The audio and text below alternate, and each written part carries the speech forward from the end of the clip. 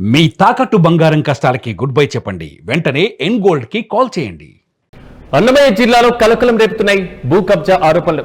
పుల్లంపేట మండలంలో భారీగా ప్రభుత్వ భూముల ఆక్రమణ జరిగినాయి. కొండ ప్రాంతాలను చదును చేసి మొత్తం 130 ఎకరాలు కబ్జా చేశారు. కొండ చుట్టూ కంచెలు ఏర్పాటు చేసినటువంటి వైనాన్ని మనం చూస్తున్నాం. కూటమి నేతల అనుచరులపైన రాజకీయ ఆరోపణలు కూడా వెల్లువెత్తుతున్నాయి. భూ కబ్జా వ్యవహారంలో HUDA chairman, Koduru Telugu Desam party incharge Rupananda Reddy అనుచరుల పాత్ర ఉన్నట్లుగా విమర్శలు కూడా వ్యక్తమవుతున్నాయి.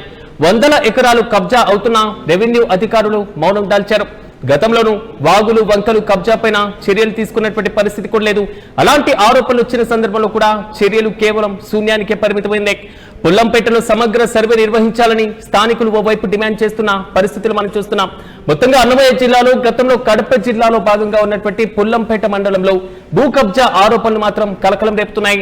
ఇక దవలాయపల్లె, కేతరాజుపల్లి పరిసర ప్రాంతాల్లో ఉన్నటువంటి ప్రభుత్వ భూములు, కొండ ప్రాంతాలను ఇక్కడికక్కడ చదును చేసి భారీగా ఆక్రమించారన్న ఆరోపణలు అయితే చాలా స్పష్టంగా చూస్తున్నాం. ముఖ్యంగా సర్వే నెంబర్ 205,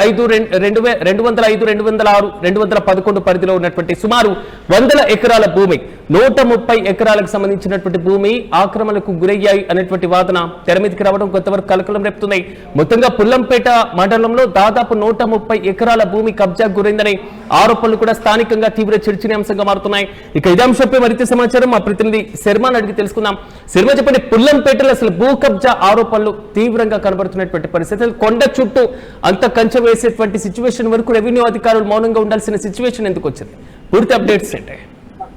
సిరాజ్, మొత్తానికి ఈ కూటమి ప్రభుత్వ హయాంలో చాలా ప్రాంతాల్లో భూ కబ్జాలు, తర్వాత భూ దందాలు అధికమయ్యాయి అనే దానికి ఇది ఒక ఉదాహరణగా చెప్పొచ్చు. పుల్లంపేట మండలంలోని ఏదైతే దవలాయపల్లె, కేతరాజుపల్లె పరిసర ప్రాంతాల్లో ప్రభుత్వ భూమి, ముఖ్యంగా కొండ ప్రాంతాలు, అంటే అక్కడికి ఎవరు సామాన్యులు ఎవరు పోలేరు, కేవలం అధికారులకు, తర్వాత కేవలం అధికార పార్టీ నేతలకు మాత్రమే తెలిసినటువంటి చోట, ముఖ్యంగా ఏదైతే 205, 206, 211 సర్వే నంబర్లను దాదాపు 130 ఎకరాల భూమిని చదును కొండ ప్రాంతాన్ని చదును చేసి వ్యవసాయ భూములుగా మార్చుకుని అక్రమంగా అనుభవిస్తున్నారంటే పెద్ద ఎత్తున ఆరోపణలు వెలువెత్తున్నాయి. దీనిపైన ఇప్పటికే చాలా మంది ఫిర్యాదు చేసినప్పటికీ కూడా అధికారులు ఎవరు స్పందించలేదు. రెవెన్యూ అధికారులు కావచ్చు, సంబంధించి ఇతర అధికారులు కావచ్చు, ఎవరు కూడా ఆ వైపు చూసిన దాఖలాలు లేవంటూ కూడా స్థానికులు ఆరోపిస్తున్న పరిస్థితి. అయితే అధికార పార్టీ చెందినట్టు ఏదైతే కోడూరు ఇన్ఛార్జ్ ముఖారూపారానికి సంబంధించిన సమీప బంధువులు ఈ కార్యక్రమంలో ఉన్నారు, తర్వాత ఈ వ్యవహారంలో ఉన్నారంటే ఒక కారణం చేత భయపడి ఎవరు అక్కడికి వెళ్ళడానికి సిద్ధపడడం లేదు. అయితే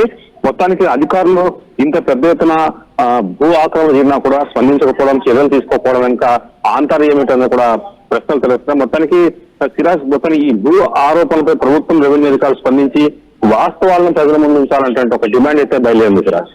కానీ శర్మ, ఇంత కీలకమైనటువంటి ఆరోపణలు వస్తున్నా, 1 కాదు 2 కాదు 130 ఎకరాలకు సంబంధించినటువంటి ఇష్యూ వస్తున్నా, జిల్లా రెవెన్యూ అధికారులు, జిల్లా కలెక్టర్ అయినా స్పందించారు దీనిపైన? వారి దృష్టికైనా తీసుకుని వెళ్ళడం జరిగిందా?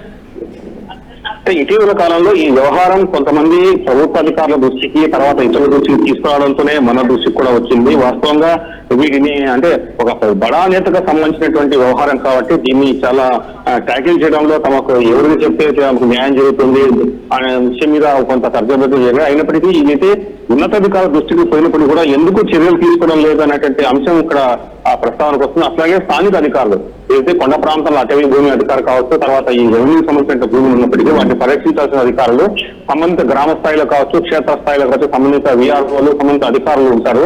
అయినా కూడా వారు ఎందుకు దీన్ని నోటీస్ చేయలేదు, వాళ్ళకి సంబంధించిన వీటిని పరీక్షించడంలో ఎందుకు చర్యలు తీసుకోవడం లేదని కూడా ఒక ప్రశ్న తలెత్తుంది. ఇప్పటికల్లా అసలు ప్రక్రియ ప్రారంభించారు. గతంలో వాగులు వంకలన్నీ కూడా కబ్జా చేసిన పరిస్థితి వచ్చాయనేటువంటి ఆరోపణలు ఉన్నాయి. కాబట్టి ఇప్పటికైనా రూపానందరెడ్డి అనుచరుల పాత్రే కీలకంగా ఉంది అనేటువంటి ఆరోపణలు వ్యక్తమవుతున్నటువంటి నేపథ్యంలో పోలీసులు ఏమైనా చర్యలు తీసుకునేందుకు ప్రక్రియనైనా ప్రారంభించారా? కనీసం ఇప్పటి వరకు మనకు అందిన సమాచారం వరకు ఎక్కడెక్కడ అధికారులు స్పందించిన దాఖలు అయితే కనిపించలేదు సార్. మొత్తానికి ఇప్పుడైనా ఈ వచ్చినటువంటి ఆరోపణలు ఇప్పుడైనా చర్యలు తీసుకుంటారా, దీనిపైన ముందుకు కలుగుతారు లేదా వేచి చూడాల్సిన అవసరం ఉంది sir. Right Sharma, thank you.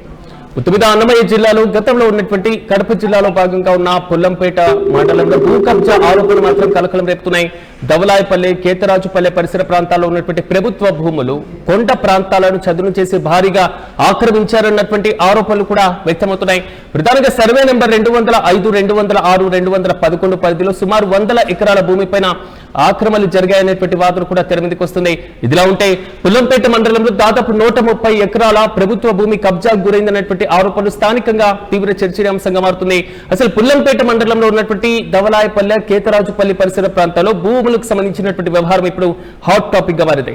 ఈ విధంగా కబ్జాలు జరుగుతున్నా అసలు అధికారులు ఏమీ చూడకుండా మౌనం దాల్చడం, ఎలాంటి చర్యలు తీసుకోకపోవడం పైన స్థానికులు పెదవి విరుస్తున్నారు.